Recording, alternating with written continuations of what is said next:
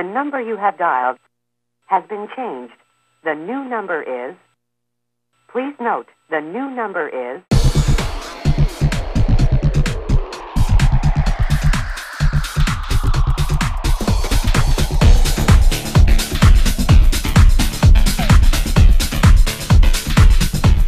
Welcome everybody to the Galactic Federation, and what a week it's been for the team on Project Bluestar as we count down the days to 2012.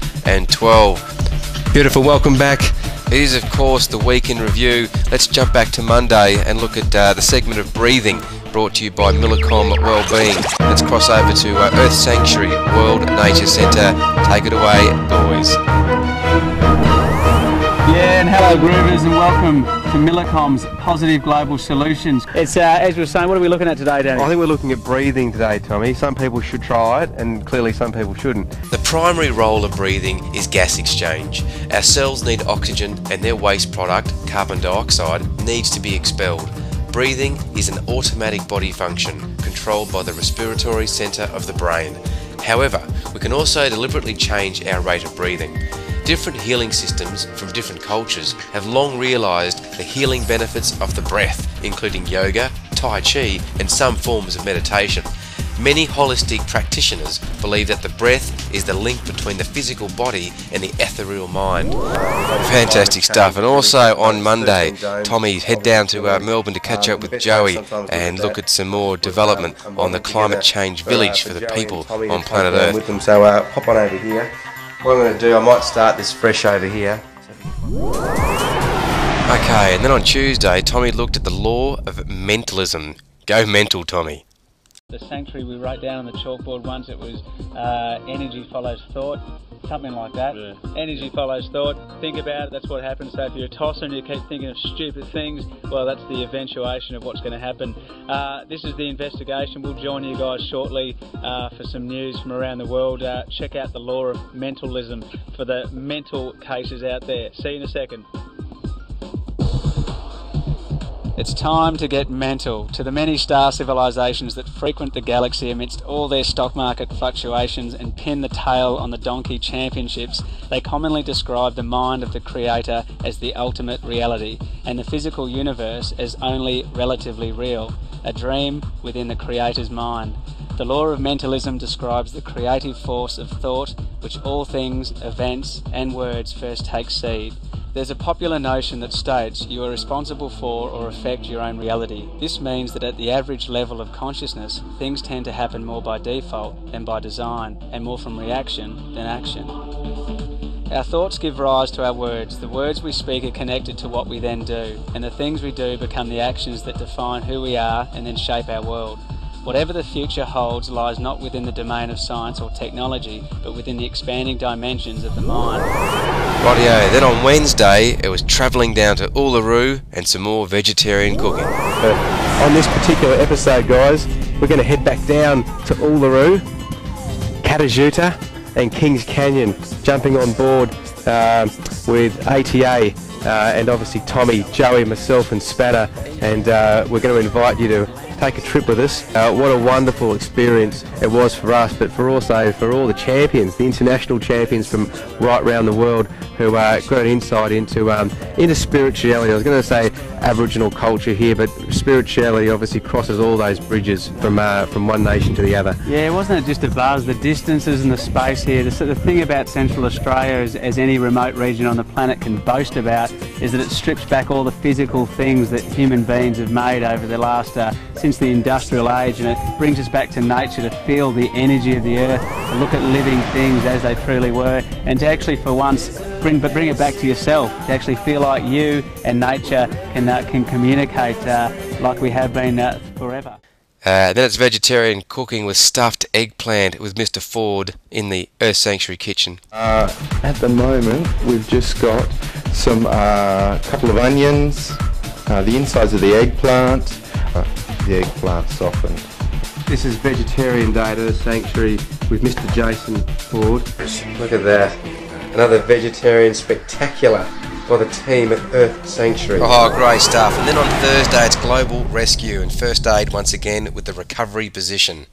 Back, And it's good news to see the Federation in Australia down there topping number 69 as the most watched channel. We're going to have a quick squeeze down there with the boys looking at global rescue once again. We've had some wonderful insights into Dr. ABC, getting you, the people on Earth, prepared for the climate change activities that will bring about enormous change, but it'll also mean that we need to get ourselves sorted, and the more we can understand about human calamity and emergency management, the better we will all be. So on this transmission for global rescue, we were looking at the recovery position. The recovery position is a first aid technique recommended for assisting people who are unconscious but are still breathing.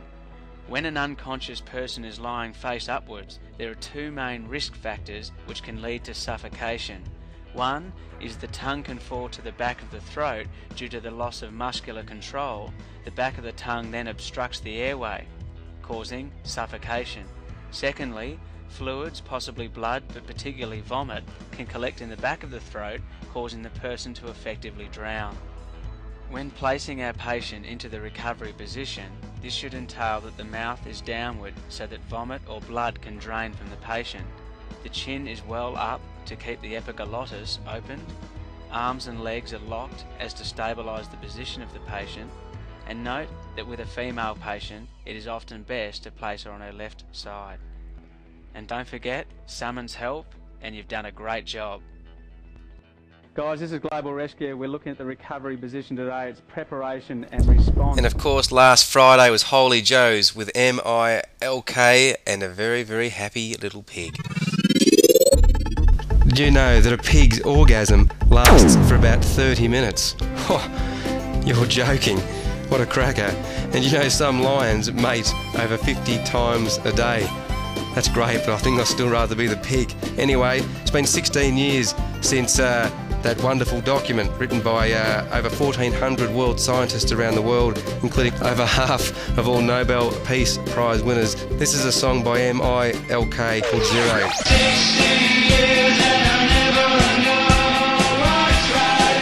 Human beings in the natural world are on a collision course to disaster.